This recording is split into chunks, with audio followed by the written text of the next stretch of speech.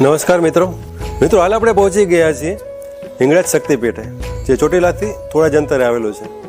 અને એવી પણ માન્યતા છે કે પાકિસ્તાનમાં જે હિંગળાજ માતા બેઠા છે તે જ અહીં બેઠા છે. એટલે આપણે અહીં દર્શન કરીએ કે પાકિસ્તાન દર્શન કરીએ એટલી જ આપણને ધન્યતા અને પુણ્યતા મળે છે. તો ચાલો મંદિરના દર્શન કરીએ, તેમજ આની પાછળનો ઇતિહાસ આપણે જાણીએ. ચોટીલાથી તદ્દન નજીક આવેલા હિંગળાજ માતાજીના મંદિર હિંગળાજ શક્તિપીઠથી આજે ઘણા લોકો અજાણ છે, જે ચોટીલા ચામુંડા ધામથી માત્ર 10 કિલોમીટર દૂર જ આવેલું છે. આ મંદિર સુધી પહોંચવા માટે ઠેઠ સુધી સરસ અને પાકો રસ્તો પણ છે.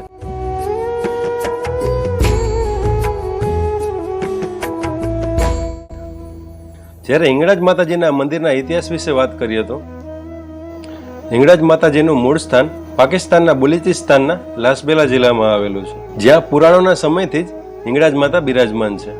વિક્રમ સંવત 1630 એટલે કે આજથી આશરે 450 વર્ષ પહેલા પાંચાળ ભૂમિમાં આવેલ ઠાંગા ડુંગરમાં રહેતા સંત માયાગીરી મહારાજ પાકિસ્તાન જે મંદિર આવેલું છે ત્યાં માયાગીરી મહારાજ યાત્રાએ ગયેલા હતા. તે સમયે અખંડ ભારત હતું અને ભારત પાકિસ્તાનના ત્યારે ભાગલા નતા થયા. ત્યારે તે જગ્યાને પાકિસ્તાન નહીં પણ મકરાણ કહેવામાં આવતું. માયાગીરી મહારાજે ઠાંગા ડુંગરથી મકરાણ જઈને 21 દિવસ સુધી એક પગે ઊભા રહીને હિંગળાજ માતાની ઉપાસના કરી હતી. અને 21મા દિવસે માતાજીએ સાક્ષાત તેમને દર્શન આપ્યા. હિંગળાજ માતાજીએ પ્રસન્ન થઈને માયાગીરી મહારાજને આ તપ કરવાનું કારણ પૂછ્યું. ત્યારે માયાગીરી મહારાજે કહ્યું કે મારે કોઈ ચીજ વસ્તુની જરૂર નથી, પણ આપ મારા તપથી પ્રસન્ન હોય તો મારું સ્થાન પાંચાળ ભૂમિમાં આવેલું ઠાંગા ડુંગર છે અને મારા ગુરુજી પણ ત્યાં બિરાજે છે. તો માં આપ એ સ્થાને આવીને દર્શન આપો અને અમે ત્યાં આપની સેવા પૂજા કરીએ. ત્યારે હિંગળાજ માતાજી માયાગીરી મહારાજને ત્રિશુલ, શંખ અને ચીપિયો આપે છે અને માં કહે છે કે તમે તમારા સ્થાને જાઓ, હું ત્યાં આવું છું. માયાગીરી મહારાજ જ્યારે બલુચિસ્તાનથી ઠાંગા ડુંગર ગુફામાં પહોંચે છે ત્યારે માતાજીએ સ્વયં પ્રગટ થઈને માયાગીરી મહારાજ અને તેમના ગુરુ અમરનાથ સ્વામીને દર્શન આપ્યા અને ઠાંગા ડુંગરમાં આવેલી આ ગુફામાં કાયમી માટે માતાએ બેસણા કર્યા. ત્યારથી જ માતા હિંગળાજનું સ્થાન આ ગુફાની અંદર આવેલું છે. એક સમય એવો પણ આવ્યો જ્યારે આ મંદિરની દેખરેખ કરવા વાળું કોઈ ન હતું, જેથી આ ગુફા ધૂળ માટીથી બુરાઈ ગઈ. વર્ષ 1989માં દસનામ ગોસ્વામીના બારોટ પાસેથી આ મંદિરનો ઇતિહાસ જાણવા મળ્યો અને એ ઇતિહાસને આધારે અહીં ખોદકામ કરતા અહીં ગુફામાંથી હિંગળાજ માતાજીની મૂર્તિ, શંખ, ત્રિશુલ અને ચીપિયો મળ્યો. ત્યારબાદ અહીં હિંગળાજ માતાજીના મંદિરનું ભૂમિપૂજન કરવામાં આવ્યું અને વર્ષ 2001માં મંદિર નિર્માણ પામ્યું. હિંગળાજ માતાજીના આ મંદિરે સમગ્ર ગુજરાત સહિત બીજા રાજ્યોમાંથી અને વિદેશોમાંથી પણ ભાવિકો હિંગળાજ માતાજીના દર્શન કરવા આવે છે. પર્વતોની ગોદમાં આવેલું આ મંદિર ખૂબ જ રમણીય છે. હિંગળાજ માતાજીના દર્શન કરીને એક અનેરી શાંતિનો અનુભવ થાય છે અને અહીં આવતા ભાવિકોના દરેક દુઃખોનો હિંગળાજ માતા નાશ કરે છે. અમે સુરતના રહેવાસી છે. ગઈકાલે રાત્રે અમે મંદિરે આવેલા, ચામુંડા માતાના દર્શન માટે આવેલા. પછી અમને ખબર પડી કે અહીંયા હિંગળાજ માતાનું શક્તિપીઠનું મંદિર છે, એટલે પૂછીને અમે અહીંયા આવ્યા. પણ અહીંયા આવ્યા પછી અમને ઘણો આનંદ થયો ને બહુ જ સારું લાગ્યું છે ને અમારા કુળદેવી પણ ગણાય છે.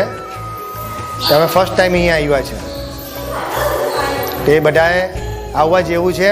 તો મિત્રો, આપણી સાથે અહીં ખૂબ જ દૂરથી દર્શનાર્થીઓ દર્શન કરવા આવ્યા છે, જેમની સાથે આપણે વાત કરીશું. સરજી, આપનું નામ? મારું નામ નિલેશભાઈ રાણા છે અને હું ભરૂચથી આવું છું. અચ્છા, દર્શન કર્યા માતાજી? હા, દર્શન કર્યા. અમને ઘણો આનંદ થયો. અમે સાંભળ્યું હતું કે માતાજીનું આ મંદિર સ્થાનક અહીંયા એક શક્તિપીઠ તરીકે અહીંયા એક આવેલું છે. તો અમે ચોટીલાના દર્શન કરવા આવ્યા. તો ચોટીલા દર્શન કરવાથી અમે વિચાર્યું કે માતાજીને પણ દર્શન કરીને જોઈએ. અમે અહીંયા આવ્યા, અમે અંદર જોયું માતાજીનો જે હમણાં સુતેલી મુદ્રામાં માતાજીનું જે સ્વરૂપ છે એ જોઈને ઘણો આનંદ થયો. અમારો જે થાક હતો એ થાક ઉતરી ગયો અને અમે બહુ ભાવ વિભોર થઈ ગયા છે સ્થળ જોઈને. અને ખરેખર આ એક આહલાદક સ્થળ છે અને રિયલીમાં આમ જોવા જાય તો it's a very nice place. તમે આમ એનો એરિયા એટમોસ્ફિયર પણ જોશો તો વેરી બ્યુટીફુલ. આઈ કેન આ ચેનલના માધ્યમથી હું તમારો ધન્યવાદ અનુભવ કહેવા માગું છું. અને વધારે યાત્રાળુઓ આવે અને આ મંદિરને પ્રોત્સાહિત કરે અને આ મંદિરને થોડો સપોર્ટ કરે તો આ મંદિરનો પણ એક as a Gujarat government tourism તરીકે અને વિકસાવી રહી છે. તો લોકોના ધ્યાનમાં પણ મંદિર આવે ને વધારે દર્શનાર્થી આવે. Thank you. જય માતાજી. આભાર સાહેબ. સરજી, આપનું નામ? વિનોદભાઈ પટેલ. હવે વિનોદભાઈ, એક માન્યતા એવી છે કે પાકિસ્તાનમાં જે હિંગળાજ માતાનું મંદિર આવેલું છે અને અહીં જે હિંગળાજ માતા બિરાજમાન છે, આપણે પાકિસ્તાન દર્શન કરીએ કે અહીંયા દર્શન કરીએ એટલું જ આપણને પુણ્ય પ્રાપ્ત થાય છે. તો આપ થોડું જણાવો. એકચ્યુઅલી મેં જ્યારે શક્તિપીઠનો ઇતિહાસ જાણ્યો તો એકચ્યુઅલી ત્યારે અખંડ ભારત હતું 1630ની સાલમાં.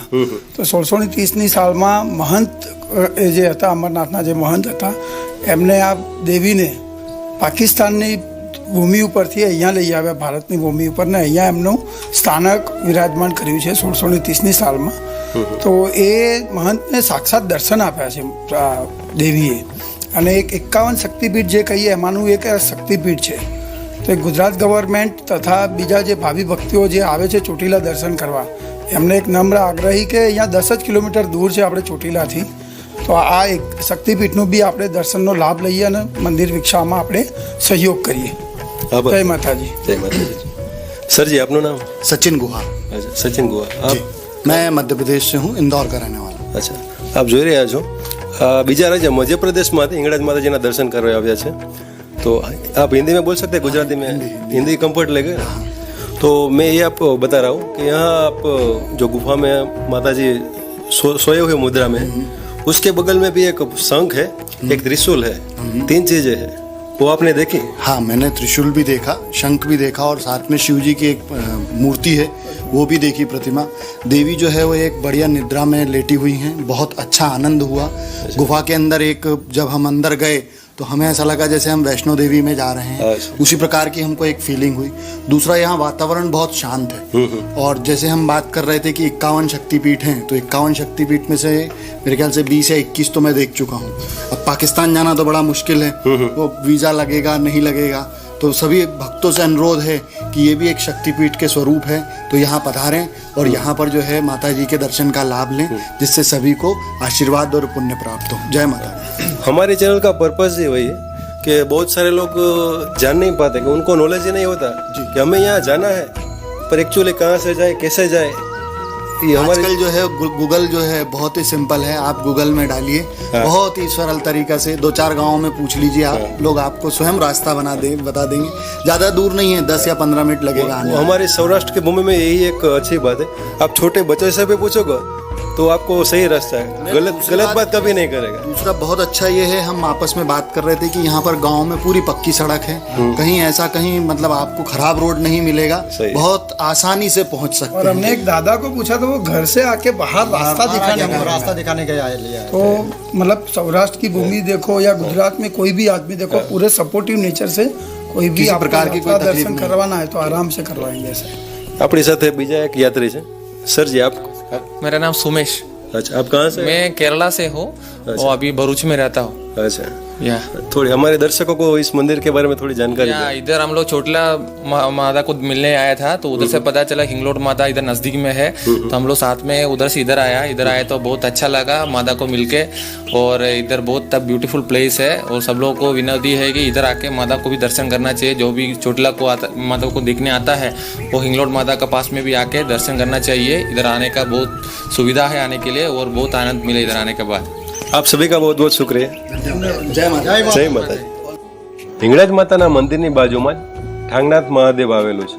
તેમજ અહીં 52 વીર હનુમાન, આપા ગીગાનો ઓટલો અને જલારામ મંદિર ચોટીલા આવેલું છે. આપ આ વખતે આપના પરિવાર સાથે ચોટીલા ચામુંડ માતાના દર્શન કરવા જાઓ તો હિંગળાજ માતાજીના મંદિરની મુલાકાત અવશ્ય લેજો.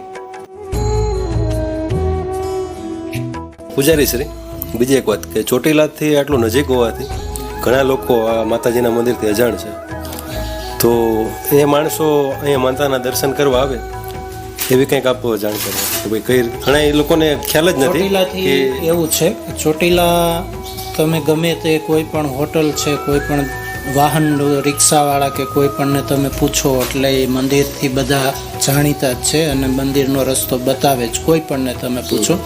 પણ વસ્તુ શું છે કે ચોટીલાથી નજીક હોવા છતાં અહીંયા એટલી બધી ભીડ કે ટ્રાફિક નથી, તો એમાં અમારા બાપુનું મંતવ્ય એવું હતું કે જે માણસને માતાજીના દર્શન કરવા છે, ખરેખર જે દર્શન માટે આવે છે જે ભક્તો, એના માટે જ અહીંયા અમે બધી વ્યવસ્થા કરીએ છીએ. બાકી હરવા ફરવા અને ટાઈમ પસાર કરવા માટે જે લોકો આવે છે એના માટે આપણે અહીંયા સુવિધા નથી કરતા. એટલે ભીડ ન હોવાનું કારણ એક છે કે અહીંયા જે લોકો દર્શન કરવા માટે આવે છે ખરેખર યાત્રાળુઓ છે, ખરેખર દર્શનાર્થીઓ છે, હરવા ફરવા કે ટાઈમ પાસ કરવા માટે આવતા લોકો નથી.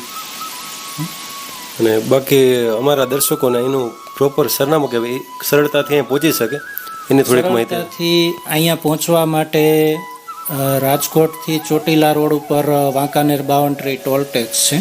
એ ટોલ ટેક્સથી 3 કિલોમીટર આગળ આવે એટલે નાની મોલડી ગામ આવે છે, જે 52 વીર હનુમાનની જગ્યા છે નાની મોલડી હાઈવે ઉપર. ત્યાંથી આપણે મંદિરે આવવા માટે બોર્ડ મારેલો છે અને ત્યાંથી 7 કિલોમીટર થાય. પ્લસ ચોટીલાથી જે લોકોને આવવું છે તો ચોટીલાથી જસદણ રોડ ઉપર 1.5 કિલોમીટર આગળ દૂધની ડેરી છે, માહી ડેરી, ત્યાંથી અંદર આવી શકાય છે. ત્યાં પણ બોર્ડ મૂકેલા છે છેક સુધી ઠેક ઠેકાણે, એટલે 2 રસ્તા છે. ઉપરાંત એક શિવલેરી હોટલ છે જાનીવડલા બોર્ડ, ત્યાંથી ખેરડી ગામનો રસ્તો છે, તો ખેરડી થઈને પણ અહીંયા આવી શકાય છે. એટલે ચોટીલાથી 3 રૂટ છે. ચોટીલાથી આણંદપુર જસદણ રોડ ઉપરથી પણ અવાય, રાજકોટ રોડ ઉપર ખેરડીના બોર્ડથી અંદર આવી નહીં જવાય, અને નાની મોલડીથી પણ અહીંયા આવી શકાય છે. નાની મોલડીથી મોટી મોલડી જીંજુડા થઈ અને અહીંયા મંદિર. અને યાત્રિકોને પોતાના વાહનથી કે પછી બીજા કોઈ વાહન મળી શકે અહીંયા આવવા માટે? બીજા વાહન ચોટીલાથી મળી શકે, સ્પેશિયલ વાહન કરવું પડે, અથવા તો ચોટીલાથી જસદણ રોડ ઉપર જે ચોકડી છે ત્યાંથી કાળાસર સુધીના વાહન મળે છે, અને કાળાસરથી પછી આટલું ચાલતા અથવા તો ત્યાંથી સ્પેશિયલ વાહન કરીને 2 કિલોમીટર આવવું પડે. આપનો આભાર પૂજારી સર. જય માતાજી. અમારો આ વિડીયો આપને સારો લાગ્યો હોય તો કોમેન્ટમાં જય હિંગળાજમાં જરૂર લખજો. તેમજ આપની આજુબાજુમાં આવી કોઈ જગ્યા છે તો અમને કમેન્ટ કરીને જણાવો. અને અમારી ચેનલ પર નવા છો તો ચેનલ સબસ્ક્રાઈબ કરવાનું ચૂકશો નહીં. એકવાર ફરી મળીશું એક નવા મંદિરે, એક નવી જગ્યાએ. ત્યાં સુધી જય હિંગળાજમાં.